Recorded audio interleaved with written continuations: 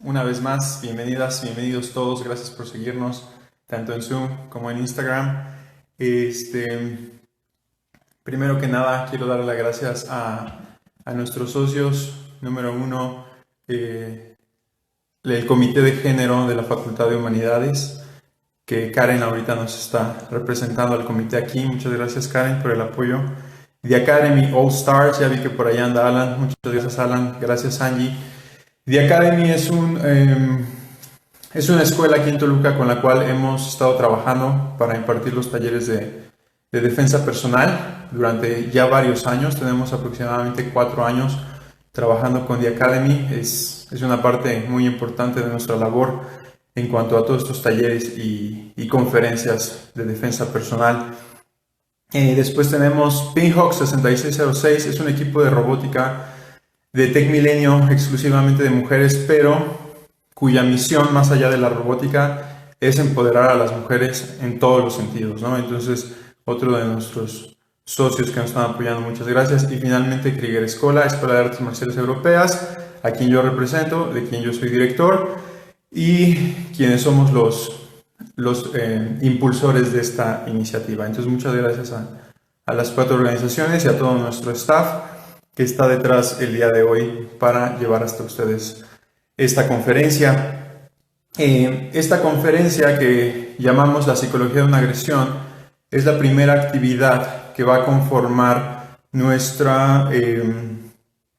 un pequeño ciclo de talleres y conferencias justamente enfocados a la defensa personal para mujeres. Desde el año pasado comenzamos con una campaña de talleres de defensa personal gratuitos y desde hace 4 años que los tenemos en conjunto con The Academy.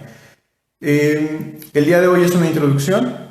Hoy vamos a estar hablando como de algunos aspectos muy importantes. Nos tenemos que adaptar a la cuarentena, pero no queríamos dejar de lado esta misión que tenemos en todas estas agrupaciones, ¿no? Entonces vamos a tocar algunas de las cuestiones más importantes que podemos trabajar desde casa. Un poquito más adelante voy a profundizar en este tema, pero en la defensa personal, como casi en cualquier otra cosa, la prevención es el 80% del trabajo, ¿no? Y si logramos entender estos temas de los que vamos a estar hablando el día de hoy, el otro 20% ya no es tan necesario, ¿no? No aplica siempre, pero es más o menos la idea. Entonces, bienvenidos otra vez a todos. Si van llegando, un par de recordatorios. Número 1, si están en Zoom, les pedimos que tengamos las cámaras desactivadas hasta el final de la sesión, cuando sea la de preguntas y respuestas. Si a lo largo de la sesión, tanto en Instagram como en Zoom, tienen alguna duda, por favor, déjenla en el chat, las vamos a estar monitoreando y al final vamos a responder la mayor cantidad posible. Igualmente en Instagram, si quieren hacernos alguna pregunta, háganla y conforme nos sea posible también las vamos a ir respondiendo. ¿Ok? Y pues dicho eso, comenzamos. Me presento, mi nombre es Arturo Camargo, soy licenciado en Historia por la Universidad Hispánica de México. Durante los últimos años he sido profesor de Ciencias Sociales en la Universidad Tech Milenio Campus Toluca, normalmente con materias como Sociología, Antropología. Estoy certificado por la misma Universidad Tech Milenio en Psicología Positiva y esa es la parte teórica, la parte más... pues sí, la parte teórica, la parte intelectual, digamos, ¿no? Por el otro lado, estoy certificado por la Universidad del Deporte en Entrenamiento Funcional y por Historical European Martial Arts Alliance como instructor de artes marciales. Impartí desde 2014 hasta 2019 el taller de defensa personal para mujeres en la Universidad Tech Milenio y antes de eso lo hice en la Universidad Siglo XXI. Soy director general de Krieger Escola, como les decía, una escuela de artes marciales europeas, con base en Toluca, con filiales en Ciudad de México, Ensenada y otra más en Mexicali, North Blazing Zone. Soy miembro fundador de la Unión de Artes Marciales Europeas en México, he sido 4 veces campeón nacional de esgrima histórica y tengo casi 20 años de experiencia en artes marciales. Entonces, eso es finalmente nada, es mi currículum para que me conozcan, para que sepan cuál es mi trayectoria. Y bueno, si están en Zoom, no soy muy bueno con las fotografías, entonces esa fue la foto que me veía más decente, ¿no? Entonces, ahí vamos. Muy bien. Siguiente parte, vamos a comenzar. Tienen en pantalla a Eve Torres Gracie. Ella es la instructora principal de Women Empowered de Gracie Academy en Los Ángeles, una academia con la cual me he capacitado. Y el programa de Women Empowered habla de cómo preparar a las mujeres para las situaciones más comunes en la calle, ¿ok?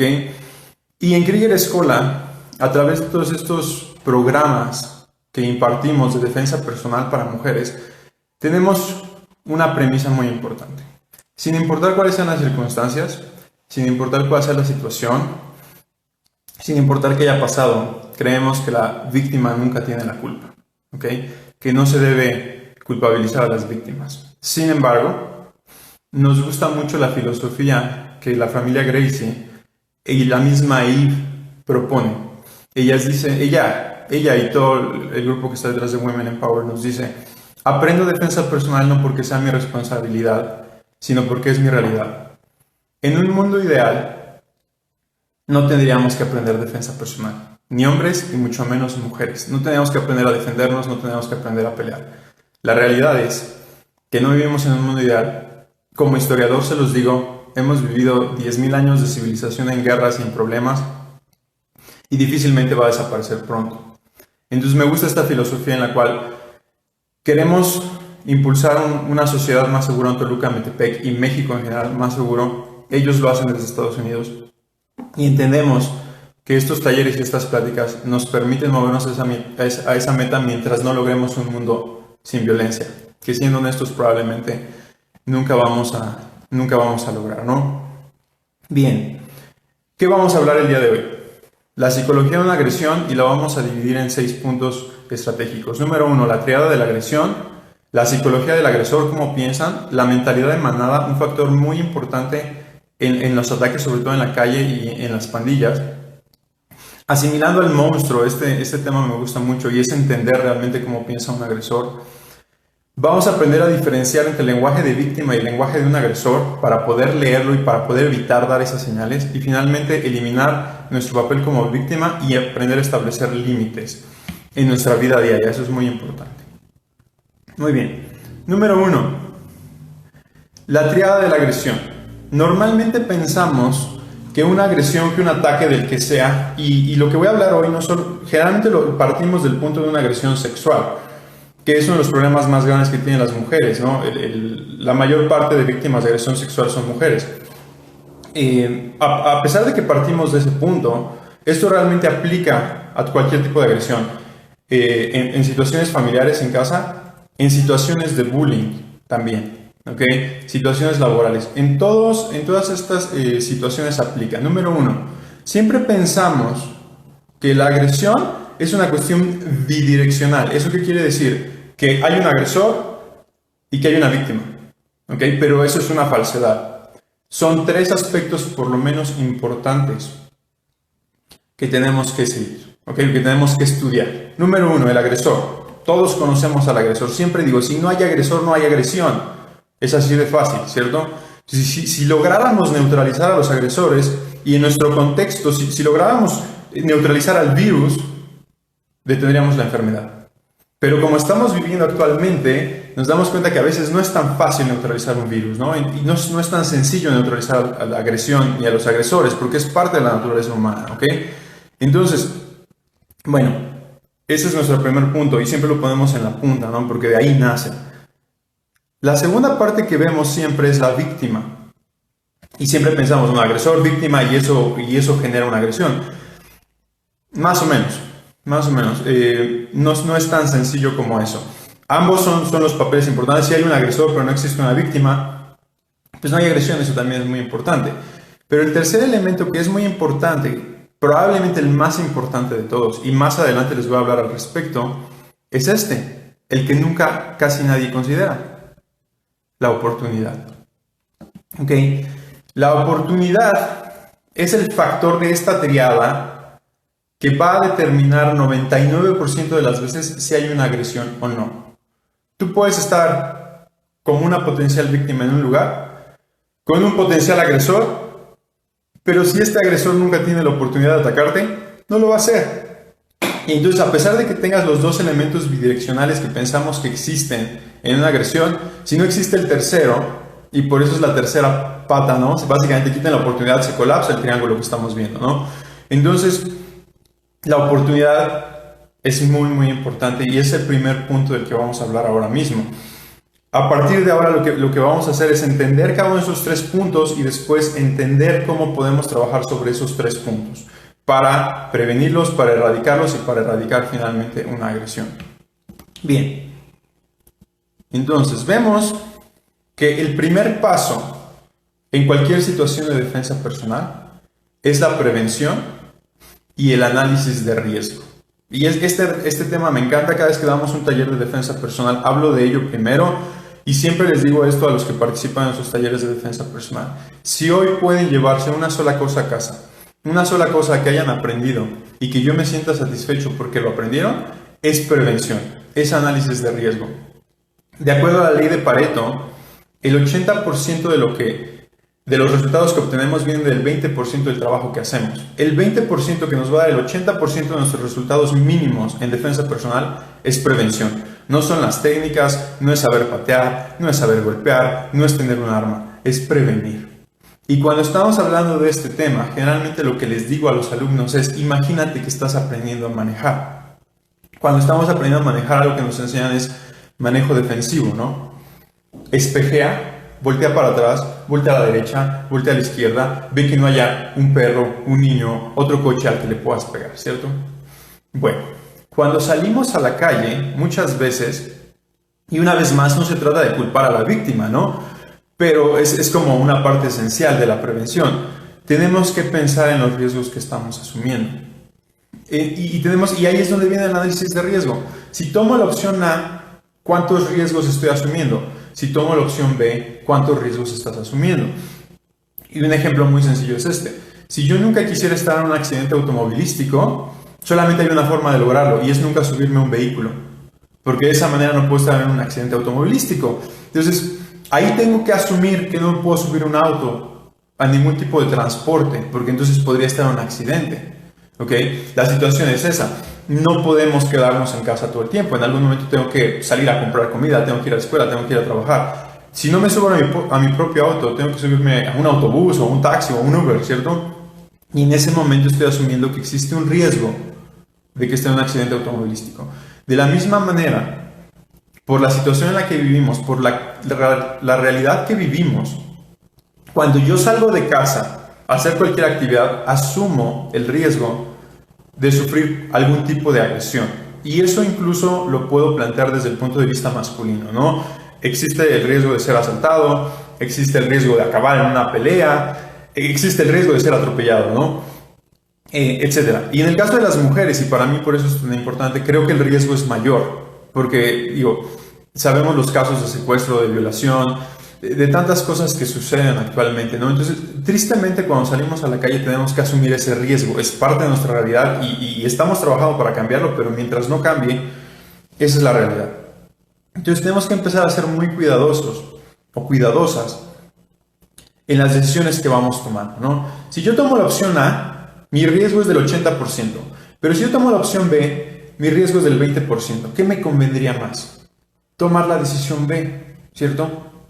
Bien, ahora en este caso no me quiero meter en un montón de ejemplos de horas de salida, ni me quiero meter en cuestiones de la ropa que utilizas, ni de si sales de fiesta, porque idealmente quisiéramos que tengan esa libertad de hacer lo que quieran hacer, cuando lo quieran hacer y sentirse seguras. Sin embargo, sí quiero que se lleven esa parte. El paso número 1 para prevenir una agresión es analizar los riesgos. Y entre menos riesgos asuma, más seguro voy a estar. ¿Okay? Entonces, si yo voy a salir de noche en uno de los barrios más peligrosos de mi ciudad, pues evito traer cuestiones de valor de manera visible, ¿cierto? Evito salir solo. No saben cuántas historias me han contado en los talleres de defensa personal en los cuales alguien les ha dicho: te acompaño a tu casa. La respuesta es: no te preocupes. Y simplemente por eso resulta que hay una agresión. ¿Okay? Y una vez más, no es culpa de la víctima, pero eso se puede haber prevenido, porque el agresor iba a estar ahí, la oportunidad iba a estar ahí, pero en el momento en el que yo hubiese prevenido esa situación, entonces la tercera parte, la base de esa agresión hubiese desaparecido. Porque al estar yo protegida por una amiga, no tiene que ser un hombre, ¿no? Mi mamá, mi hermana, mi amiga, quien sea que te está acompañando, reduce drásticamente, ¿no? O sea, no es lo mismo viajar sola en un Uber de noche que viajar con 3 de tus amigas. Entonces, es así de sencillo. Esa es la parte número 1. Prevenir, analizar los riesgos que estoy asumiendo y asumir los menores riesgos posibles cada vez que estoy saliendo a la calle. ¿Ok? Esa es la parte número 1. Después, acabo de ver la pregunta que me están haciendo llegar en el Zoom. Ahorita voy a hablar de eso, fíjense nada más. El punto número 2, ahí está el enemigo en casa. El enemigo en casa. Esta parte es muy importante porque en la cabeza tenemos la idea del agresor depredador, ¿no? Voy a salir a la calle y alguien me puede atacar. Voy al Oxxo en la noche y alguien me sale con una pistola, me sale con una navaja, llegan en un coche y me quieren secuestrar o violar o asaltar, ¿no? Bueno, la realidad es esta. En cuestiones de violencia doméstica, pues siempre el agresor es alguien que conocemos. Pero un dato que mucha gente no habla, que muchas veces no se toca y que es muy importante saber, es que aproximadamente, depende del año y depende de la zona, son las cifras que se dan. Pero tanto en México como en Estados Unidos, el 70% de los casos, y puede ser hasta el 80% de los casos, de agresión, especialmente física y sexual, son realizados por un familiar, alguien que vive conmigo, por un amigo en quien yo confiaba, o por alguien que yo conozco, un compañero de trabajo. 70 a 80% de los casos son de personas que vienen directamente desde casa.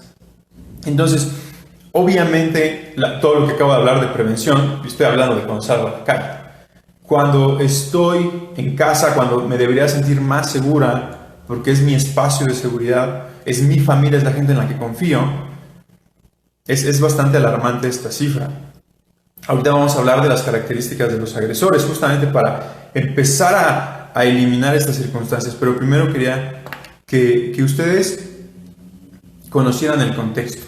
Entonces, esta idea de que estoy más segura en mi casa, especialmente en cuestiones de agresión física y sexual, no siempre son reales. Y lo vemos también con niños, ¿ok? Estaba revisando los números antes de entrar con ustedes. Cerca del 80% de niños que sufren violencia física y sexual, y especialmente sexual en este punto, la sufrieron de alguien en casa. ¿Okay? Física es mucho más alto el número, ¿no? Porque normalmente son los papás quienes la ejercen.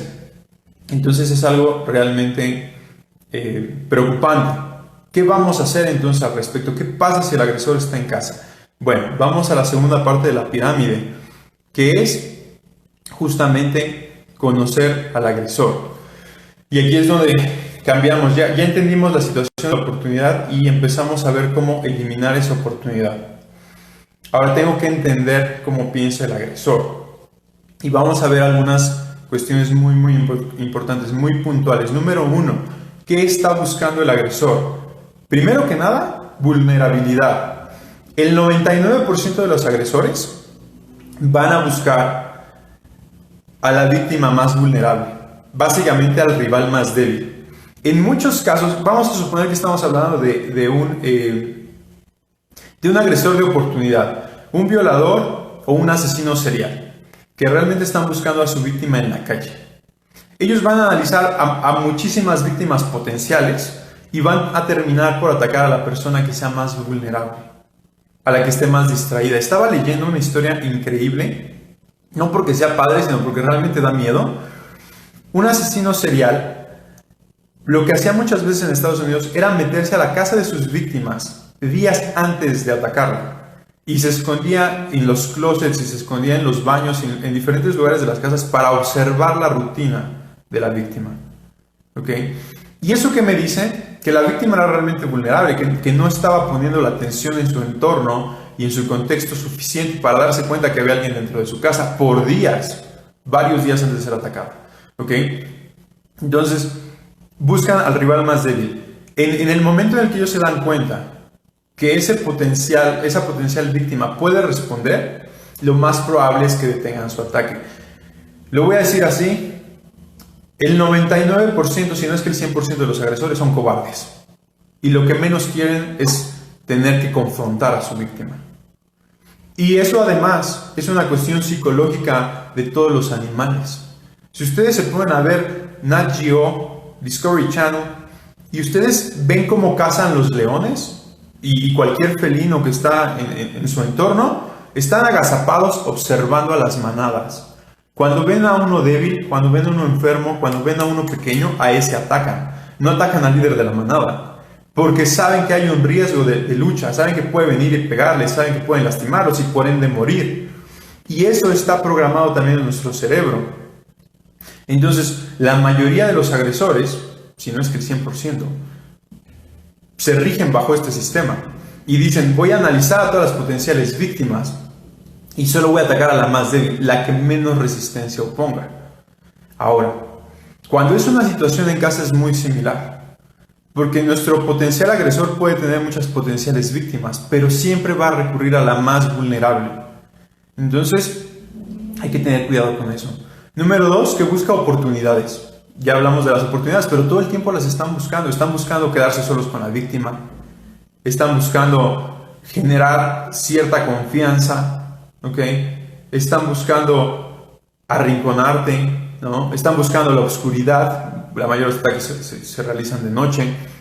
Están buscando las calles desocupadas, están buscando los horarios más tarde, están buscando a las chicas que están saliendo de noche, ¿no? Lo que pasa con muchos Ubers, situaciones que hemos visto ya en muchos reportajes que no les tengo que contar. Estas son las cuestiones que ellos buscan. Están buscando el trabajo más sencillo. Por eso el análisis de riesgo es tan importante. Porque si yo estoy analizando el riesgo, entre menor sea el riesgo, mayor es la exposición, menor es la oportunidad para el agresor. Por lo tanto, tengo que deshacerme de esa oportunidad. Después, ¿cómo es el agresor? Generalmente vemos películas y vemos series y decimos, el agresor se va a ver raro, se va a ver feo y es una persona que no es funcional. Y ese es un gran problema porque es todo lo contrario. En la mayoría de las veces lo que vamos a ver es que el agresor es funcional. Que a simple vista va a parecer una persona normal. Lo peor de todo es que muchos de ellos son narcisistas. ¿Ok? Esto se ve mucho en casos de Estados Unidos. Son narcisistas, entonces se cuidan, se sienten como la última coca del desierto, digámoslo así. Y tienden a ser muchas veces muy agradables. Saben cómo ganarse tu confianza, cómo bajar tus defensas para poder atacar. Entonces son agradables y son manipuladores, ¿ok?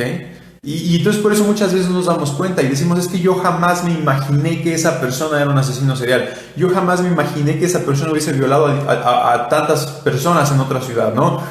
Lo que decía un psicólogo al respecto es, así son los psicópatas. Los psicópatas construyen seguridad, ¿no? Confianza a su alrededor hasta que queman todos sus barcos. Y en el momento en el que queman todos sus barcos, ¿qué es lo que hacen ahora?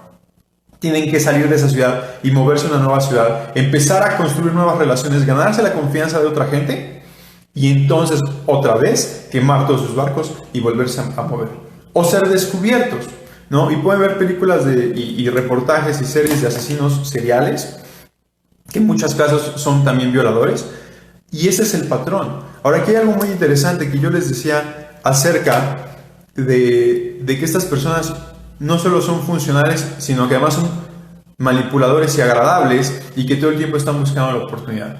De acuerdo a algunos estudios que se han hecho en Estados Unidos, la persona promedio en Estados Unidos, pero estoy seguro que esto aplica en México con un número muy cercano, la persona promedio va a interactuar con alrededor de 16 asesinos a lo largo de su vida, sin saberlo. Una vez tal vez te enteres que tu vecino de hace 10 años, tu compañero de la escuela o tu compañero de trabajo mató a alguien, ¿ok? Pero hay otros 15, por lo menos, que tú nunca te vas a enterar que cometieron un delito, específicamente asesinato en este caso. Imagínense 15 o 16 personas en tu vida con los que tú hayas interactuado, al menos una vez, que resultaron ser un criminal, específicamente un asesino o un violador. Ahora, ese número es un poquito más grande en ciudades grandes, como Nueva York o Los Ángeles. Y hay un número que me llama más la atención.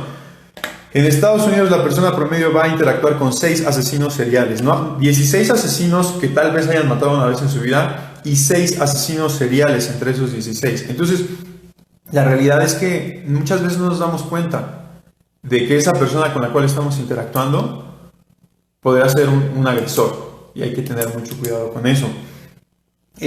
Una estrategia muy importante de la que debemos tener muchísimo cuidado es lo que les decía, te bajan las defensas, te manipulan. Cuando estamos hablando de este tema en nuestros talleres de defensa personal, hablamos de una estrategia que utilizan ellos, por ejemplo, cuando estamos en la calle. Estoy en la calle, estoy sola, estoy esperando a alguien que me venga a recoger, lo que ustedes quieran. Estoy esperando mi Uber y alguien se me acerca de noche, estoy sola y tal vez me pregunta, oye, ¿cómo estás? Oye, ¿tienes la hora? Oye, estoy perdido. La pregunta que ustedes quieran. Y ustedes por naturaleza van a responder de forma defensiva. Tal vez se alejen, tal vez griten, tal vez le digan que se tenga. La respuesta de un manipulador va a ser, oye, no, o sea, no exageres. Oye, no te quiero hacer daño. Va a tratar de pasar el papel de agresor hacia ti y te va a tratar de hacer ver como, no, tú estás loca, o sea, estás paranoica, yo te estoy hablando bien. ¿Y qué es lo que sucede en ese momento? Te desarma y tú dices, oh, tienes razón, perdón, tienes razón. Y en ese momento bajaste las defensas y entonces te va a atacar. Porque ya hizo que desactives tu sistema de supervivencia, ¿no? Hay que tener mucho cuidado porque eso no solo lo hacen en la calle, también lo hacen la gente que conocemos. No, ¿cómo crees que yo te voy a hacer algo así? Estamos jugando. Y entonces dices, bueno, sí está jugando, tiene razón, no puede ser que alguien en quien yo confíe me vaya a querer atacar, ¿cierto? Y entonces te relajas y entonces eso le permite un poquito de entrada. Y otra vez sientes que está rompiendo tus barreras, tus límites y entonces como que tratas de ponerte a la defensiva y una vez más te dicen, no, ¿cómo crees? Es un juego, tú y yo, me conoces, sabes cómo soy, sabes que estoy jugando, nunca te haría daño. Otra vez rompe tus defensas, las bajas, le permite otro poquito de entrada. Hasta que te das cuenta y lo que está sucediendo es que te está atacando. Y tú no sabes cómo llegó hasta allá, pero llegó hasta allá a través de manipulación psicológica y a través de romper tus defensas, a través de romper tus barreras. ¿Ok? Entonces, mucho cuidado con esa parte. No es un agresor de oportunidad lo más común y no es un agresor que se ve feo, que huele mal, que no se bañó, que no es funcional. No, es generalmente todo lo contrario. Y por eso vemos que la mayoría de los casos suceden de gente que conocemos. Bien, otro tema muy importante, la mentalidad de manada. Okay. La mentalidad de manada es un fenómeno que me llama muchísimo la atención en cuestiones de pandillas y de agresiones. Y también últimamente hemos visto cómo esta situación ha llevado a casos de violaciones masivas. Porque la forma en la que funciona es muy interesante. Un poquito terrorífica, pero al mismo tiempo muy interesante. La mentalidad de manada se refiere a un comportamiento en el cual una persona va a ser influenciada para tomar ciertas decisiones por un grupo de amigos, un grupo de conocidos, ¿ok? Y cuando la mentalidad de manada ataca, lo que sucede es que una persona haría cosas que normalmente no haría solo, ¿ok? Y tiene dos partes, tiene la parte buena y tiene la parte mala. Vamos a hablar de la parte buena. En el caso de los hombres, por ejemplo, cuando estás en secundaria o prepa y resulta que te gusta una chica y le quieres ir a hablar, no tienes la seguridad de hacerlo, ¿no? Y nunca te animas. Pero después resulta que 2 o 3 de tus amigos saben y estás en una fiesta o algo o está cerca esta chica en tu clase, no sé, estás sola. Tus amigos te van a decir, sí, inténtalo, ve, háblale. Y ese empuje va a hacer que vayas y la saludes, ¿no? Algo que normalmente nunca hubieses hecho solo. Lo mismo sucede cuando vamos al gimnasio. No quieres ir al gimnasio, no quieres entrenar. Resulta que tienes 2 o 3 de tus amigos detrás impulsándote y dices, ok, hoy sí voy a entrenar, hoy voy a dar el 100%, vamos a salir todos a correr. Saca lo mejor de ti, esa presión social, ¿cierto? Bueno, el problema es que cuando sucede lo opuesto, es justamente lo que llamamos mentalidad de manada. Y entonces lo vemos de esta manera. Un chico que normalmente parecería ser bastante funcional, bastante responsable, bien educado, con las amistades incorrectas, en el lugar incorrecto, en el momento incorrecto, puede comenzar por decir, oye, a ver, rompe ese vidrio. Y el chico normalmente dirá, no, o sea, no está en mí. Y entonces la presión le va a decir, no, sí, rómpelo. ¿Qué sucede? La mentalidad de manada te arropa, te hace sentir seguro y dices, ok, si yo ahorita tiro este ladrillo y rompo este cristal, no pasa nada porque tengo a 5 de mis amigos aquí atrás cuidándome. Y ese es un fenómeno social que vemos, por ejemplo, en las manifestaciones. Por eso muchas manifestaciones es tan común que haya vandalismo, ¿no? Y estamos hablando de destruir, robar, saquear. ¿Por qué? Porque te sientes protegido por la manada. ¿Cómo funciona esto en una agresión? ¿Qué es lo que sucede? Si yo siento que mis amigos me van a cubrir en ciertos comportamientos, especialmente aquí estamos hablando de violencia sexual en contra de las mujeres, casos que cada vez vemos en ascenso, en el caso de fiestas, ¿no? Que uno o más hombres atacan a una mujer, son resultado justamente de la mentalidad de manada. Entonces, nosotros al saber esto, en nuestra parte de prevención también tenemos que ser muy cuidadosos, o tienen que ser muy cuidadosas, en el decir, ok, si estoy yo sola, con 3 o 4 personas, específicamente hombres, el riesgo ahora es mayor. Y como ya hablamos, no puede entrar, no, pero es que aquí está uno de mis amigos. Es honestamente terrorífico cuando ustedes entran a leer las historias, que tristemente muchas veces yo tengo que leer, de chicas que estando en fiestas, estando en reuniones con amigos, acaban contando una historia como el novio o el mejor amigo del novio o el primo o quien ustedes quieran aprovechó la situación. Y en el peor de los casos, que es lo más terrible, no solo fue uno de ellos, sino que cuando uno lo empezó a hacer, todos los demás se sumaron, ¿no? Entonces, eso tiene mucho que ver con la mentalidad de manada. Y entonces ya no puedo decir, no, es que es mi amigo, ¿cómo crees que va a hacer eso? Oye, es que hay 2 o 3 más, ¿cómo crees? Yo me quedo. Peligroso, ¿ok? Porque la mentalidad de manada es algo que mucha gente no toma en cuenta, pero que es uno de los disparadores más importantes en cuestiones de agresión, especialmente agresión sexual, ¿ok? Y obviamente aquí pues ustedes ven la imagen de una pandilla, porque las pandillas básicamente funcionan a través de la mentalidad de manada. Muy bien, asimilando al monstruo. Aquí es donde ya venimos haciendo todo el trabajo del análisis. Aquí es en donde vamos a empezar a hacer el cambio hacia la implementación. ¿Qué es lo que yo tengo que saber? ¿Qué es lo que yo tengo que aprender? ¿Y cómo tengo que actuar para poder defenderme en realidad? ¿Ok? Y el primer problema que tenemos como potenciales víctimas es la ingenuidad. ¿Okay? Hablábamos de ser vulnerables. Bueno, parte de ser vulnerables es ser ingenuos. Y cuando estamos dando los talleres de defensa personal nos encontramos con esta actitud constantemente. ¿Cuál es la actitud de la que estoy hablando? Decimos, es que yo nunca haría eso. Es que yo no pienso así. Es que eso nunca me ha pasado por la cabeza. Y qué bueno, honestamente qué bueno. Pero el hecho de que tú no pienses así, el hecho de que tú no harías eso, el hecho de que tú no sepas de nadie que lo haya hecho, no quiere decir que no pueda suceder. Y no quiere decir que haya un sector de la población que pueda actuar de esa manera. ¿Okay? Entonces tenemos que quitarnos la venda de los ojos y tenemos que quitar un poquito esa parte ingenua de nuestra mente y decir, por más perfecto que sea mi entorno familiar, ¿no? En mi familia nadie se pelea, en mi familia nadie grita, en mi familia nadie dice groserías, nadie nunca me ha atacado y me siento seguro, tengo que entender que allá afuera la vida no es así. Y que hay un montón de gente que se hace esas cosas, ¿no? Y entonces ahora tengo que empezar a pensar cómo piensan los agresores. Y eso es lo que hace cualquier estratega en el mundo. Y no lo entendemos. Cuando estamos hablando de ejércitos y yo voy a atacar a otro ejército y se ha hecho por milenios, ¿qué es lo primero que decimos? No es como yo voy y lo ataco a ver qué pasa. No, yo digo, tengo que estudiar cuáles son sus defensas. Tengo que estudiar cuáles son sus fortalezas. Tengo que estudiar en qué es bueno, tengo que estudiar en qué es malo. Y entonces puedo atacar, ¿no? Si ustedes hablan de deportes es lo mismo. Los mejores deportistas, los mejores equipos del mundo, los mejores entrenadores que hacen, estudian a los rivales, aprenden cómo piensan y adaptan su estrategia a ese pensamiento.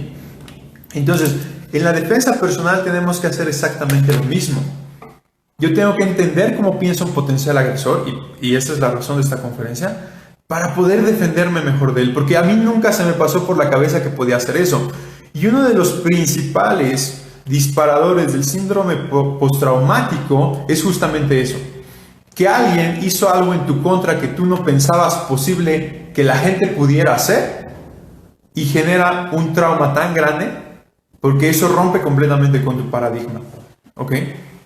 Entonces, justamente a eso me refiero con asimilar al monstruo, que nosotros tenemos que empezar a verlo y en lugar de pretender que no existe, ahorita vamos a hablar un poquito más de ello, tengo que saber cómo existe, dónde existe, por qué existe, para qué existe, cuándo existe, porque de esa manera puedo empezar a ver las cosas un poco más como él. Y si algo nos han enseñado estos 12 años de trabajar en Krieger Escuela, en artes marciales, en talleres como este, es eso justamente, que entre mejor entendemos y mejor aprendemos cuál es el pensamiento de un agresor, mejor estamos preparados para defendernos de ellos, ¿ok? Entonces es número uno, parte muy importante. Y aquí vamos a regresar al punto del manejo defensivo. Cuando tú vas manejando, tú no dices, yo manejo muy bien, yo manejo también que nunca voy a chocar. Como que esa lógica no funciona, ¿verdad? Tú manejas muy bien, pero ¿sabes que el conductor de atrás podría no manejar tan bien como tú? ¿Sabes que en cualquier momento un perro se sale de su casa corriendo y lo puede atropellar? ¿Sabes que en cualquier momento una pelota sale y detrás de esa pelota sale un niño? O sea, hay tantas variables allá afuera que tú no puedes decir, yo no lo haría, entonces no voy a chocar. No, justamente vas manejando y vas buscando todas esas cuestiones y vas pensando, ese coche de ahí podría cerrarse en cualquier momento y chocarme. Ese coche de ahí enfrente podría frenarse en cualquier momento y chocarme. Ese niño de ahí podría soltar a su mamá y en cualquier momento correr hacia mi carro y lo atropello. La bici que viene a un lado, si yo abro la puerta le pego. Y no es porque tú harías eso, sino que entiendes que todo el entorno a tu alrededor podría tomar esas decisiones y eso te pone en riesgo a ti y a él. Entonces, cuando yo estoy asimilando el pensamiento de una agresión, justamente estoy haciendo eso. Estoy diciendo, esa persona ahí, si está sola conmigo en 5 minutos, podría pasar esto. Este chico frente a mí viene caminando de manera sospechosa, en las bolsas podría tener eso. Y entonces, en lugar de ir por la vida pensando que nada va a pasar, vamos analizando lo que podría pasar. Y hay quienes me dicen, oye, eso ya es muy paranoico. Tienes que encontrar el punto medio. No puedes preocuparte por todo el tiempo, pero sí tienes que estar alerta todo el tiempo, justamente para que después no tengas un gran problema. No, digo, riesgo siempre hay, por eso dijimos al inicio, lo vamos a analizar. Ahora, entre mejor conozco yo al agresor, su psicología, cómo piensa y qué busca, entonces puedo empezar a buscar lo que ellos están buscando. Puedo empezar a buscar oportunidades. Puedo empezar a buscar potenciales víctimas. Puedo empezar a buscar comportamientos que yo estoy teniendo que podrían disparar una agresión. Y no quiero que esto se malentienda, no estoy queriendo decir que por cómo me vestí o por lo que dije, no. Me estoy refiriendo a que si yo tomo ese camino a las 12 de la noche yo sola, ¿ok? O que si yo me quedo sola en este momento con esta persona, aunque confíe en ella, etcétera, pueden disparar una agresión. Entonces yo empiezo a buscar las oportunidades, empiezo a pensar como agresores, como si yo fuera un agresor y estuviese en esta circunstancia, ¿qué podría hacer? No es que haría, es que podría hacer. ¿Okay? Y una vez más, entre mejor entiendo, mejor me puedo adelantar. Y entonces es como el ajedrez. Estoy en esta jugada y empiezo a prever qué jugada puede hacer mi contrincante y qué jugada haría yo después. ¿Para qué? Para cerrar esa posibilidad, para ir eliminando el posible ataque. ¿Ok? Y finalmente, esto es muy importante y lo empezamos a retomar, porque cuando estamos dando los talleres, algo que nos pasa y que siempre les decimos a nuestras alumnas es esto: eres un agresor buena onda. ¿Por qué? Porque estamos hablando de que tu agresor te está abrazando, te está jalando el cabello, te quiere estrangular, la situación que tú quieras. Y entonces yo llego justamente con una mentalidad amistosa, un poquito ingenua, buena onda si quieres, pero que no es buena, que es perjudicial tanto para ti como para tu compañera. Y dices, no, a ver, te voy a jalar despacito porque no te quiero lastimar. A ver, te tomo suavecito, no te voy a empujar. Voy a dejar que me hagas la técnica. Hay un punto intermedio. O sea, no quiero, siempre decimos, no queremos romper a nuestras compañeras de entrenamiento, pero tampoco puedo ser quien yo sería en un ataque cuando en realidad yo me tengo que preparar para quién es realmente el agresor. Y cuando yo entiendo cuál es su biomecánica, su fuerza, cómo se va a mover, entonces puedo preparar mejor a mis compañeras a reaccionar en contra de eso. Entonces, básicamente, entre mejor yo incorpore dentro de mi mente cómo piensa y cómo actúa un agresor, más preparado o preparada voy a estar para defenderme. Mientras mejor entienda lo que puede hacer o no el conductor de adelante de un lado, mejor preparado o preparada voy a estar para no chocar mientras manejo. Espero que estas cosas que estoy diciendo tengan lógica, y si no, vayan anotando sus preguntas y al final con todo gusto las vamos respondiendo. Bien. Ahora, esta parte es súper importante, el lenguaje corporal. Está comprobado que cerca del 70% del mensaje que damos no es verbal, es corporal. Y solamente del 20 al 30% del mensaje que recibe nuestro interlocutor viene de la voz. ¿Ok? Entonces, tenemos que empezar a darle más peso al lenguaje corporal. Y este es un gran problema. Porque lo que hemos visto a través de estudiar muchos casos y a través de trabajar con muchas personas en talleres de defensa personal y con otras academias, es que una de las principales características de las víctimas es ignorar el lenguaje corporal de su oponente y proyectar un lenguaje corporal de víctima. Entonces vamos a regresar a esta parte en la cual se estaba hablando acerca del león agazapado esperando a su víctima. El león está agazapado, está leyendo todo lo que pasa frente a él y dice: esa víctima esa presa está débil, se está quedando atrás, está más pequeña, está enferma, ¿no? Y lo detecta a través de su movimiento. Se mueve más lento, se está quedando atrás, cojea, lo que ustedes quieran. Bien. Ese lenguaje que los leones utilizan para cazar y que cualquier potencial presa de león le da para ser o no atacada, lo tenemos también nosotros aquí en nuestro cerebro. ¿Ok? ¿De qué manera? Bueno, número uno.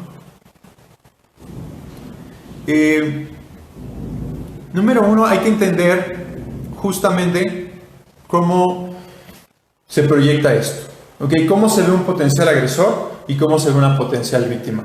No quiere decir que estas cosas sean, pero sí son señales. O sea, que si se comporta de esa manera, sea un agresor, o que si te comporta de esa manera, sea una potencial víctima todo el tiempo, pero sí en la mayoría de las ocasiones. ¿Ok? Hay ciertas características que te dicen que una persona, no solo un hombre, una mujer también, están listos para atacar. ¿Ok? Son signos de dominancia. Y esos factores que son fisiológicos, que es lenguaje corporal, también generan que una persona te caiga bien o te caiga mal. Es algo que no sabemos, es lenguaje, es un lenguaje no escrito y es un lenguaje que no hablamos. Y lo peor de los casos es que muchas veces no lo podemos interpretar. Pero bueno, imagínense que durante toda la conferencia yo hubiese estado sentado de esta manera, ¿no? Si me están viendo en Instagram me ven un poquito mejor, y hubiese estado hablando con un tono de voz más baja, y hubiese estado viendo la cámara fijamente de esta manera. Mi lenguaje corporal cambia completamente, es un lenguaje corporal cerrado. Y lo que esto genera en nuestros cerebros es desconfianza. ¿Por qué? Porque por alguna razón tú estás ocultando algo, no sé qué sea, pero subconscientemente yo veo que estás ocultando algo. Y eso no me genera confianza. El tono de voz y la mirada también son señales muy importantes que simplemente yo no sé qué es, pero hay algo en ti que me dice: no está funcionando. Y lo que antes esperamos que un agresor utilice ese lenguaje, pero muchas veces los carismáticos hacen completamente lo contrario, utilizan un lenguaje abierto y abren las manos y sacan un poquito el pecho y utilizan más la sonrisa y su voz se va modulando de diferentes maneras, y entonces lo encuentro un poquito más atractivo, no como en una cuestión romántica, sino en una cuestión de afinidad, de decir: ok, esta persona me parece interesante para interactuar. Ok. Y esas son las cuestiones que tenemos que entender, porque una persona me da confianza o no. Ahora, por el otro lado, el lenguaje de víctima. Y en un momento regreso a darles más detalles de cómo se ve un agresor realmente. El lenguaje de víctima generalmente es un lenguaje cerrado, en el cual el cuerpo se hace pequeño, la mirada generalmente está abajo, el contacto visual se evita. Y piénsenlo de esta manera. Hay muchos casos, y hay videos, si los quieren buscar en YouTube, en los cuales hay un león que supuestamente está domado y entra alguien de la audiencia a hacer el show con el domador. Y lo que empieza a hacer esta persona es que nunca ve directamente al león y todo el tiempo está agachando la cabeza y dándole la espalda. ¿Ok? Entonces, este tipo de lenguaje te está diciendo dos cosas como depredador. Número uno, que tienes miedo y que estás ocultando algo, lo cual en un depredador animal le va a hacer pensar que lo puedes atacar en cualquier momento. O número 2, que eres comida y que te puede atacar porque no va a haber ninguna respuesta de tu parte. Y generalmente estas personas que le dan estas señales a los leones dentro del show de Doma acaban siendo atacadas. Porque el león dice, o me ataca o me lo como, pero debería aprovechar esta oportunidad. Y saltan. Pasa exactamente lo mismo con los perros. ¿Por qué la mayoría de las personas que le tienen miedo a los perros acaban siendo atacadas por perros? Porque le están mandando este tipo de señales al perro y el perro se siente inseguro y dice, ¿por qué esta persona está tan insegura? ¿Por qué se mueve de esa manera? Está leyendo tu lenguaje corporal y lo pones de nervios y entonces te ataca. ¿Ok? Entonces, ese tipo de lenguaje nervioso y retraído, un potencial agresor también lo busca.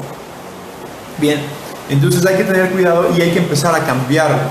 Ahora, es difícil cambiarlo desde el punto de vista psicológico si no tenemos un refuerzo detrás. Ahorita vamos a hablar de ello.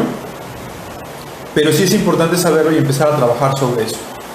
Última parte del lenguaje corporal, muy importante. 4 puntos que vamos a buscar en un potencial ataque, no necesariamente sexual, también en agresiones físicas. Número 1, la mirada. El ejército de Israel, Irish Defense Forces, le recomienda a sus militares nunca ver directamente a los ojos a un agresor que tenga un arma de fuego cerca de ellos, incluso si saben defender. La razón es la siguiente: nuestros ojos se abren y las pupilas se dilatan cuando estamos a punto de tomar una decisión drástica, ya sea huir o atacar. Por lo tanto, inconscientemente yo a través de los ojos puedo dar una señal de que estoy a punto de hacer algo, especialmente de atacar. Por lo tanto, si hay alguien que está cerca de mí y no me siento segura cerca de él, puedo buscar en sus ojos. Si se están dilatando las pupilas o si me está dando ciertas señales de apertura, es una primera mala señal. Número 2, los puños. Un rasgo inequívoco de una persona está enojada o está a punto de atacar es que los puños estén cerrados. Muchas veces no nos damos cuenta porque nos fijamos en la parte superior, pero los puños instintivamente y en un ataque de adrenalina se van a cerrar. ¿Okay? Si una persona realmente está enojada, va a tener los puños cerrados y no se va a dar cuenta que los está cerrando. Entonces es otra cosa que podemos buscar. Número 3, el pecho. Una persona puede estar gritándote todo lo que quieras y puede estar diciendo todas las maldiciones que tú quieras. Si tiene el pecho adentro, no va a atacar todavía. El problema es cuando yo veo pecho afuera, hombros hacia atrás, espalda retraída, puños cerrados abajo. No tienen que estar enfrente. De hecho, esto es una ficción. Esto no es un comportamiento normal, es un comportamiento entrenado. El comportamiento normal son manos abajo, puños cerrados, mirada fija sobre ti. Esas son señales muy claras de que está a punto de atacar. ¿Okay? Y generalmente cuando leemos todas las señales juntas es demasiado tarde. Estamos a nada del ataque. ¿Okay? Pero podemos empezar a visualizarlas. Hay personas que cuando están enojadas o antes de atacar, lo que van a hacer es levantar el pecho. Y eso es una señal de soy más grande, entonces me debes tener miedo. Y sus puños no necesariamente van a estar cerrados. ¿Por qué no van a estar cerrados? Porque no está listo para atacar, pero sí está estableciendo dominancia sobre la otra persona. Entonces cuando el pecho se sale y la espalda se cierra, esa persona está diciendo que tiene dominancia sobre el resto, o que por lo menos tiene una seguridad propia bastante alta, que el resto no les va a afectar. Pero si eso le sumas puños cerrados, alerta de ataque. ¿Ok? Puedes ver una persona relajada en los hombros y en el pecho y en la espalda, las manos relajadas, pero con una mirada clavada en un lugar en específico. Eso también puede ser una señal, no todo el tiempo, pero puede ser una señal de un ataque. Vean en el caso de animales depredadores como los gatos y los perros, a pesar de estar domesticados, cuando están a punto de atacar o cuando están analizando una posible presa, lo que van a hacer es verla fijamente durante un tiempo y van a decidir si atacan o no. Entonces los ojos nos dicen bastante. Esas 4 cuestiones son muy importantes. Ahora, cuando estamos en una situación de posible ataque, debemos tener cuidado con las siguientes cuestiones. Y el ejemplo que siempre damos es el siguiente. Imagínate que vas caminando por la calle. Tal vez ya es un poco tarde, no es de noche todavía, está oscureciendo. Y vas a pasar entre 2 o 3 hombres, siendo mujer. Y vas solo. La mayoría de las mujeres lo que hacen es, si mi oponente está ahí enfrente y voy caminando hacia él, lo primero que voy a intentar hacer es no verlo, evitar contacto visual, ¿no? Es como, si yo no lo veo, él no me ve. ¿no? Si yo no lo veo, él no me ve, va a desaparecer. No, no va a desaparecer, va a seguir enfrente de ti, pero tú haces como que no lo ves. Número 2, otra cuestión que hacen muy, bajan la cabeza. Una vez más, es si yo no lo veo, él no me ve. Y encogen los hombros. Esto es completamente lenguaje de atácame. Es lo que llamamos lenguaje de presa o lenguaje de víctima. Si esa persona es un potencial depredador, le acabas de dar todas las señales de que pueda atacarte y no vas a hacer nada al respecto. Ahora, nos vamos al otro lado. Si es la misma situación y tú ves a un posible depredador frente a ti y caminas así frente a él, hombre o mujer, lo que estás diciendo es probablemente te voy a pegar, probablemente te voy a atacar, y el otro de inmediato va a igualar tu comportamiento. Eso se llama espejo. Entonces tampoco debo llegar a ese extremo. ¿Qué debemos hacer? Debemos adoptar las señales correctas, que es un lenguaje de seguridad, un lenguaje intermedio. Es como, no me voy a ocultar de ti, pero tampoco te voy a confrontar. Nuestra recomendación normalmente es esta. Durante un momento pequeño, velo directamente a los ojos. De esa manera le estás diciendo, sé que estás ahí, no me voy a esconder de ti, no te tengo miedo. La mayoría de la gente le va a decir que sí le tiene miedo. Tú le vas a decir, no te tengo miedo, solo con los ojos, una mirada pequeña. Número 2, camina erguida. Camina de manera natural. No trates de esconderte, no trates de hacer que no te ven, no trates de hacer que no los ves. Camina con seguridad, relajada, no saques demasiado el pecho, no eches demasiado por atrás de la espalda. Con seguridad, pecho afuera, mirada al frente, velo por un momento, continúa caminando. El lenguaje de este comportamiento, perdón, el mensaje de este lenguaje es muy importante, es muy claro. Tengo seguridad, no te tengo miedo. Y como el depredador tradicional lo que está buscando es una víctima vulnerable, es muy probable que en ese momento te descarte y diga, demasiado riesgo. ¿Ok? Este tema nos da como para otra hora de plática, lo voy a detener ahí. Si tienen dudas al respecto, con mucho gusto las respondo en un momento. Pero bueno, estos son los puntos más importantes. Vamos cerrando. Eliminando a la víctima. A mayor habilidad, mayor seguridad. ¿Ok? Entre más seguridad tenga yo de que me puedo defender, mayor seguridad voy a proyectar en cualquier lugar. No solo en la calle, no solo en una potencial agresión, en cualquier lugar en el que yo esté. Si tengo más seguridad, pero si tengo más habilidades para hacer algo, voy a tener mayor seguridad. Esto aplica para lo que ustedes quieran. Para presentar un tema en la escuela, si tú conoces el tema, sin miedo lo vas a presentar. Si no tienes idea de lo que estás hablando, te va a dar miedo, no vas a querer hablar, vas a leer tus diapositivas, etcétera, ¿no? Entonces, a mayor habilidad, mayor seguridad. Y aquí está la cuestión. Vamos a cerrar con esta parte. La forma más sencilla de defendernos desde el punto de vista psicológico es establecer límites. El ver directamente un potencial agresor sin confrontarlo, pero diciendo estoy segura de mí misma, es establecer un límite. Es decirle, sé hasta dónde puedes llegar y hasta dónde te lo voy a permitir. El problema es que yo no puedo establecer límites corporales con el lenguaje corporal ni verbales si no sé cómo defenderme físicamente. Como maestro en una institución académica como Universidad TecMilenio veo mucho esto todo el tiempo. Chicas que están jugando con sus compañeros y el chico se empieza a poner pesado. Y la respuesta de ella es, ¡ay, ya! Esa es la respuesta, sin ánimos de hacer burla, pero es, ¡ay, ya déjame! No, es que si sigues voy a... Y generalmente cuando digo voy a, me detengo. ¿Y cuál es la respuesta del hombre? ¿Vas a qué? Aunque estén jugando. Pero eso es establecer dominancia de inmediatamente. Es decir, a ver, ¿qué ibas a decir? Porque sabes que no lo puedes hacer. Y entonces yo voy a seguir repitiendo mi comportamiento todo el tiempo que yo quiera, porque tú no tienes una forma de establecer un límite, ni verbal, ni físico. Y eso es muy importante, porque eso, si queremos cambiar el comportamiento de los hombres, desde jóvenes tenemos que entender esta parte. ¿Ok? ¿Vas a qué? ¿Con qué autoridad? ¿Con qué lo vas a lograr? ¿Con qué vas a implementar tu límite? ¿Ok? Y entonces las mujeres se detienen. Y en el mejor de los casos al hombre le da risa y deja su comportamiento de lado. Y en el peor de los casos continúa. ¿No? Pues hay que tener cuidado con eso. Pero si mi potencial víctima sabe cómo defenderse, va a ser asertiva verbalmente y va a decir, oye, ¿sabes qué? Por favor ya no lo hagas, me estás incomodando. Y detrás de esa expresión va a haber la seguridad de, si continúas, va a haber una repercusión y no necesito que alguien más venga a defenderme. Y eso es justamente la parte que queremos llegar. Establecer límites. Y tenemos una estrategia. Esta estrategia se las enseñamos a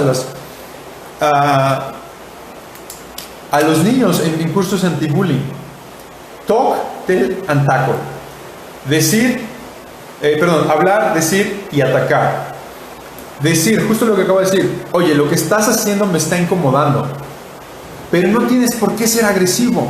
No tienes por qué ser agresiva. Simplemente es decir, este es el problema que tengo contigo en este momento. Por favor, detente. No hay más. Y si tenemos la seguridad y lo sabemos entregar, el 90% de los casos el otro se va a detener porque no quiere un problema en realidad. Como les dije, el 99.99% de los agresores son unos cobardes. Cuando vean esa seguridad en la forma en la que entregas tu mensaje, van a decir, ok, hasta ahí la dejo. ¿Ok? Ahora, cuando yo estoy estableciendo el límite, tenemos un pequeño problema en el sistema. Y eso es saltar al tackle. ¿Ok? Y aquí tenemos un par de reglas en Krieger Escola que son las siguientes. Si nosotros estamos enseñando defensa personal y la técnica depende de la fuerza, no sirve. Ese es un mantra que tenemos. Si requiere fuerza, no sirve. ¿Por qué? Porque generalmente las mujeres se van a enfrentar a un oponente más fuerte y más grande que ellas. Y número 2, si tu respuesta es desproporcionada a la agresión original, no la vas a utilizar. El ejemplo es este. Un compañero de trabajo, un familiar, en este caso es más complicado, te empieza a hacer bromas o se empieza a acercar a ti o empieza a hablar contigo de una forma de la cual no te sientes bien, no te sientes cómoda. Pero lo único que tú sabes hacer es sacarle los ojos o romperle la mandíbula. Le vas a decir, oye, por favor no hagas eso o te rompo la mandíbula. Estoy seguro que algunas sí lo harían y está bien, pero la mayoría de las personas no lo hacen. Porque simplemente dicen, es que no le puedo romper la mandíbula simplemente porque me vio feo, ¿verdad?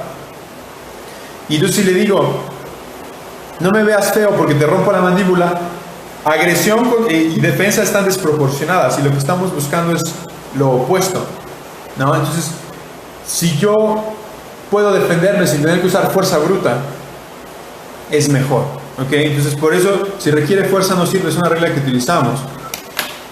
Entonces, les decía, el TEL es la segunda etapa.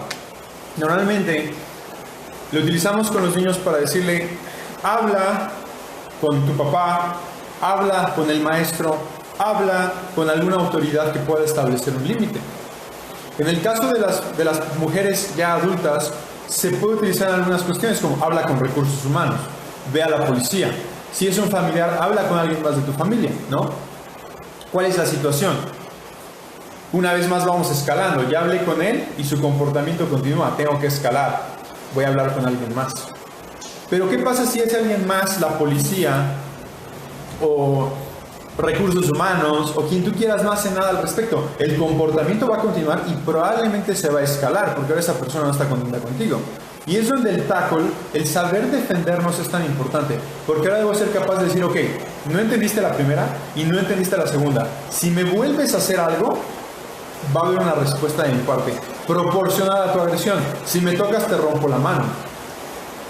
¿Ok? O sea, si me dices algo, simplemente a lo mejor te rompo el tabique, ¿no? No queremos llegar a ese nivel, pero queremos que ustedes tengan la seguridad de establecer el límite que ustedes crean necesario y después respaldar ese límite con una acción. Por eso el entrenamiento es tan importante y por eso a mayor seguridad, a mayor conocimiento, mayor seguridad. ¿Ok? Con eso cierro. Nuestras conclusiones simplemente son las siguientes. ¿Cuáles son las soluciones que desde Krieger Escola y nuestros colaboradores creemos que son las correctas? Reeducar, reformar o castigar a los agresores. Creemos que ese es número 1. Reeducarlos para entender que no es no y que cuando hay un límite se tiene que respetar. Y eso inicia en casa, ¿ok? Reformarlos. También creemos y colaboramos ya con algunas instituciones que están por aquí también escuchándonos, en que se puede reformar un agresor, en que se le puede dar una segunda oportunidad, pero eso lleva un proceso de reeducar también, ¿no? Entonces queremos reformarlos. pero también tenemos que castigarlos, ¿no? No podemos dejar esos comportamientos, como sucede en muchos casos y tristemente en nuestro país, simplemente dejarlos pasar. Eso es lo primero que tenemos que hacer. Segundo que tenemos que hacer es eliminar las oportunidades. Prevención, análisis de riesgo. Desde nuestro lado como potenciales víctimas, hombres y mujeres, en este caso mujeres, y obviamente desde la sociedad, hacer todo lo posible por cualquier situación que se presente como una oportunidad de agresión, que desaparezca, ¿no? Y finalmente, ¿cuál es el problema? Reeducar y reformar a los agresores nos va a tomar muchísimo tiempo. Nos ha tomado 10.000 años de civilización y no lo hemos logrado. De hecho, algo que les digo, y eso también da miedo, es que estamos viviendo uno de los mejores momentos sociales de la historia de la humanidad. Y ustedes van a decir, ¿cómo? Bueno, hace 500 años nada más, iban a cualquier ciudad, mataban a todos los hombres, secuestraban a todas las mujeres, las violaban y después las vendían como esclavos. Hace 200 años todavía sucedía esto, ¿no? Entonces, si estamos viviendo en uno de los mejores momentos, imagínense cómo estábamos antes. Entonces, sabemos que si esto nos ha tomado 8.000, 10.000 años de civilización, nos va a tomar un buen rato más antes de que podamos cambiarlo. ¿Creemos que lo tenemos que hacer? Sí. ¿Estamos tomando acciones para hacerlo? Estoy seguro que sí, pero nos va a tomar más tiempo. Entonces, nuestra última solución, y para eso estas pláticas, y para eso nuestros talleres, empoderar a las posibles, no solo a las víctimas, a las potenciales víctimas. Porque si yo me puedo defender, el agresor probablemente no se va a meter conmigo. La triste realidad que siempre les hacemos ver en esto es que cuando tú te quitas el blanco de la espalda, se lo pones a alguien más. Cuando tú dejas de ser una víctima, alguien más va a ser una víctima en tu lugar.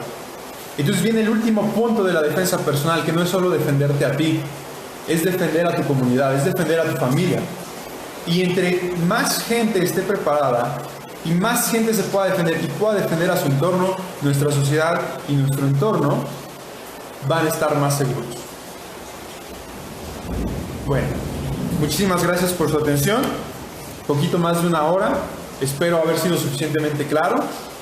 A partir de este momento atiendo sus preguntas en Instagram y sus preguntas también a través de Zoom de Jacqueline, que dice ¿qué es lo que nos ayudaría para no quedarnos pasmados en el momento de la agresión por miedo al agresor para actuar de manera rápida?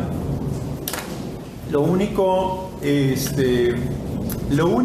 que creemos que va a evitar ese comportamiento que es natural en nuestro cerebro, Jacqueline, es el entrenamiento correcto.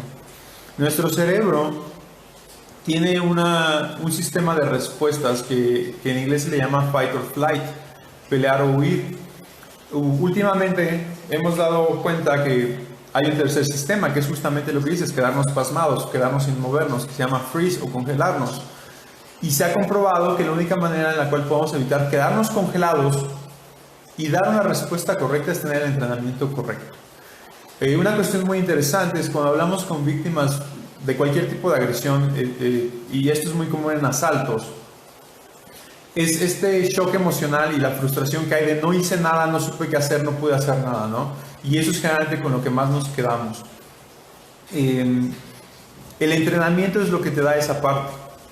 Te da esa parte de saber reaccionar, ya sea a huir cuando es el momento. Hay veces que no tienes que pelear.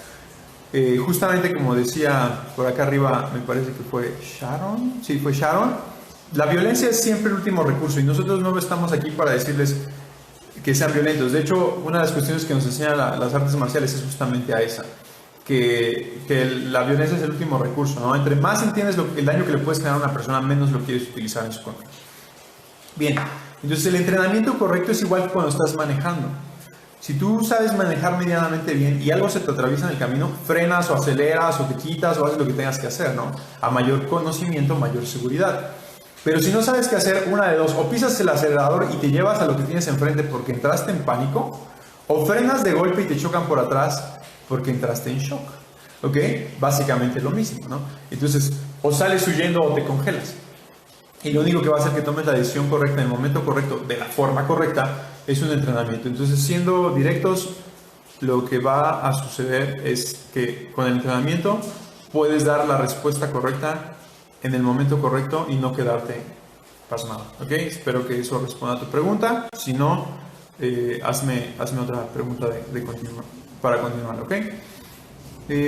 Enrique Marín, ¿qué herramientas recomiendas para que las mujeres puedan defenderse? Algo que puedan hacer en casa y sea legal. Tristemente, nuestra legislación, Enrique, hace básicamente todo ilegal. Es algo que hablamos muchísimo en nuestros cursos de defensa personal. Muchas mujeres consideran utilizar el gas pimienta. El gas pimienta es ilegal. Muchas mujeres consideran utilizar el teaser para dar toques. Los teasers son ilegales. Si quieres usar un boxer, el boxer es ilegal. Si quieres usar una cadena, la cadena usada en defensa propia es ilegal. ¿No? Entonces, vamos a dejar de lado un poquito la parte legal, porque realmente no hay como mucho que podamos usar o cargar o hacer en defensa. Además, la defensa tiene que ser proporcional de acuerdo a nuestras leyes, ¿no? Entonces, lo cual no es malo. La ley básicamente establece que si alguien te ataca con un cuchillo y lo matas con una pistola, eres culpable de homicidio. Porque te debiste haber defendido con un cuchillo, porque él tenía un cuchillo. En la teoría tiene sentido, pero en la práctica es ridículo, ¿cierto? Entonces, ¿qué herramientas? La herramienta número uno es el entrenamiento. Realmente, o sea, y no vengo yo aquí a venderles un curso de defensa personal, porque de hecho los cursos de defensa personal que les damos son gratuitos. Pero sí, nuestra recomendación número uno es aprendan a defenderse, ¿no? Dice un proverbio japonés, es mejor ser un guerrero en un jardín que un jardinero en una guerra. Y esa es nuestra filosofía. Preferimos estar entrenados y saber cómo defendernos y nunca tener que usarlo, a ser una persona pacífica que no se sabe defender y que venga una situación en la cual no podamos hacer nada, ¿no? Después nos preguntan cómo uso esta herramienta, pistolas, lo que tú quieras, Enrique. Si no tienes el entrenamiento para usarlas, no las vas a poder usar. Tú puedes traer tu teaser, tu gas pimienta, puedes traer una pistola en tu bolsa. Si no sabes usarla, no vas a reaccionar, porque lo más importante, y por eso abrimos con psicología de la agresión y no con defensa personal, está aquí adentro. Si tu mente no está en control, no importa lo que puedes tener, una bazooka, te prometo que no la usas. Porque tienes que accesar al arma, tienes que sacar el gas pimienta, tienes que sacar el cuchillo, tienes que sacar la pistola. Y si tú no sabes cómo hacerlo, tu cuerpo no lo tiene como una segunda naturaleza, no va a funcionar. ¿Ok? Entonces, nuestra recurso número uno, aprendan a defenderse. Y para eso, la próxima semana vamos a tener una sesión igual aquí en Zoom de ejercicios que pueden empezar a hacer en casa. ¿Ok? Espero que eso más o menos te dé una respuesta, Enrique. Sé que no es muy objetiva, es un poquito ambigua, pero es lo único. ¿Saben? Y hagan ejercicios de fuerza. También ser más fuerte te da más seguridad y te permite defenderte mejor. Arturo, dice Sharon, yo no estoy de acuerdo que nos juzguen a las mujeres por cómo vestimos para ser o no atacadas. Es decir, que seamos libres de vestir como sea. Pero creo que sí es un factor muy importante a considerar en nuestro país. ¿Yo qué opino? Completamente de acuerdo contigo, Sharon. O sea, creo que las mujeres deberían poder ponerse o quitarse o hacer lo que les parezca mejor. Pero como dices, no solo es un factor muy importante en nuestro país. Nosotros queremos pensar que México es un hoyo negro en el cual pasa lo peor y que el resto del mundo está en mejores condiciones.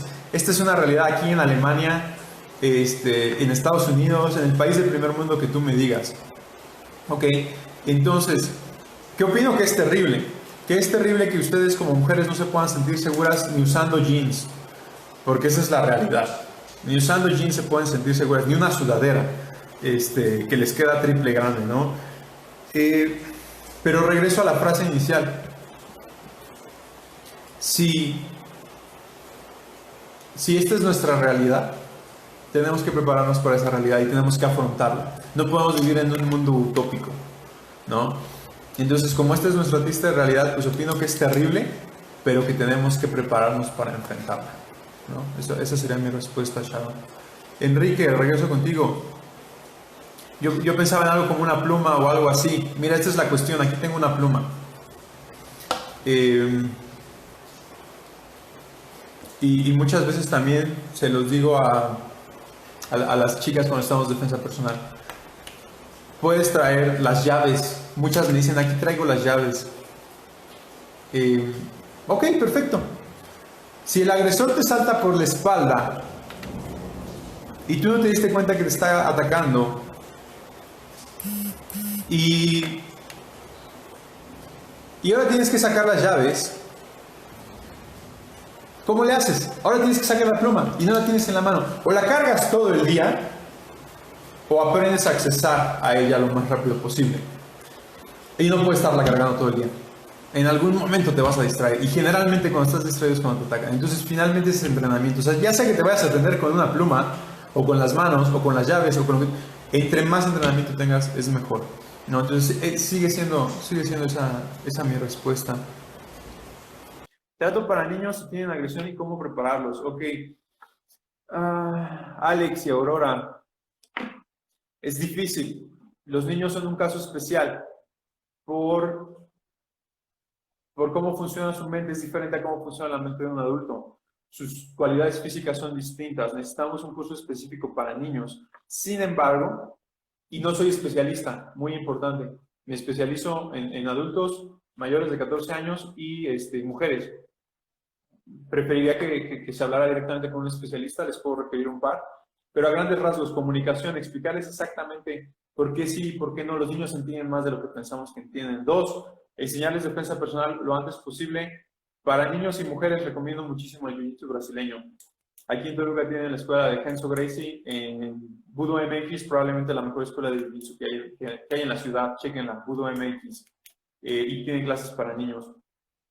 Pero básicamente es enseñarles justamente talk, tell and tackle, establecer un límite verbal, hablar a quien más confianza le tengas. Si eso no funciona, el niño tiene que ser capaz de defenderse. Esas son las 3 etapas. Bueno, pues parece que ya no hay. Entonces, pues muchas gracias. El Comité de Género de la Facultad de Humanidades, representado por Karen, la licenciada Karen Montaño, interventora, ¿no? De la Secretaría de Academy All Stars, por ahí estaba Alan y creo que Angie, gracias. Pinhawks, el equipo de robótica, Yuri, ya te vi que andas por ahí también. Les agradecen. Y finalmente un servidor y Krieger Escola de Artes Marciales Europeas. Les damos las gracias a todos los que nos siguieron en Instagram, todos los que nos siguieron en Zoom, por acompañarnos en esta plática. Estamos a sus órdenes en Facebook, en Instagram, en YouTube, en todas las redes sociales. Lo que necesiten, por favor, escríbanos. Y si están interesados, nos vemos la próxima semana para una pequeña clase de lo que pueden trabajar de defensa personal ahora mismo en casa. Que tengan excelente noche y nos estamos viendo. Hasta luego.